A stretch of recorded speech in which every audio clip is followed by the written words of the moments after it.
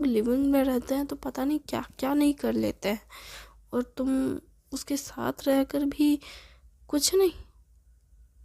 क्या मतलब?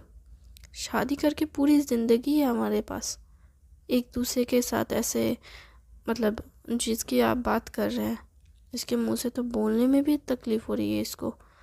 देखो उसे सेक्स करना कहता है, वो बोलो। देखो, मुझे ऐसे फालतू की बातें करने में कोई इंटरेस्ट नहीं है। ये सारी चीज़ें बाद में भी हो सकती हैं। इम्पॉर्टेंट है एक दूसरे का ख्याल रखना, एक दूसरे को समझना, एक दूसरे को जानना, एक दूसरे की कंफर्ट को समझना। जहाँ तक सेक्स की बात है, तो जब वो तैयार होगी तो हो जाएगा। मतलब वो अभी तक हाँ नहीं बोली है। मैंने कभी पूछा नहीं, मतलब इसने पूछा भी नहीं और उसने कहा भी नहीं। देखो, लड़कियां ना बोलती नहीं है, इशारे करती हैं। उसके इशारों को समझा करो। देखो, मैं इशारे समझता हूँ, लेकिन मुझे ऐसा गंदा वाला इशारा समझ नहीं आता, और मुझे इसमें इंटरेस्ट भी नहीं है।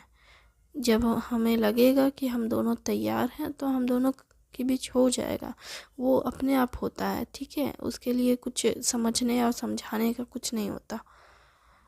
अरे यार, इसका क्या होगा?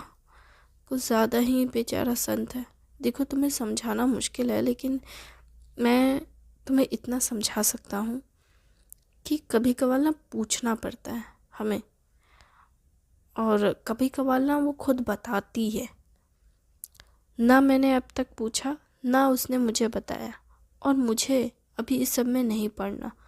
हम दोनों का रिश्ता बहुत अलग है, और हमें बहुत खुशी है कि हमारे बीच वो सब भले हो या ना हो, लेकिन हम दोनों के बीच बहुत अच्छी अंडरस्टैंडिंग है, एक दूसरे का ख्याल रखते हैं, एक दूसरे। हाँ, समझ गया, तुम दोनों के बीच पागलों वाला प्यार है, बस इतना ही है। वाह, तुम लोग क्यों ऐसे हो, मुझे समझ नहीं आता।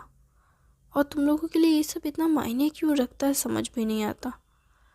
ठीक है, तुमने कहा ना ब्रेकफास्ट टेबल पे इस तरह की बातें नहीं करते, तो ठीक है, खाने पे कॉन्सेंट्रेट करते हैं। सर ये बोल करके खाना खाने लगते हैं, और फिर सभी लोग खाने पे ध्यान देने लगते हैं।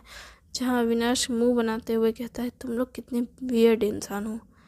अरे हम लोग वियर्ड नहीं है, तुम वियर्ड हो। जो भी बोलो, तुम लोग बकवास हो, छोड़ो। हाँ ठीक है, कितने बजे निकलना है?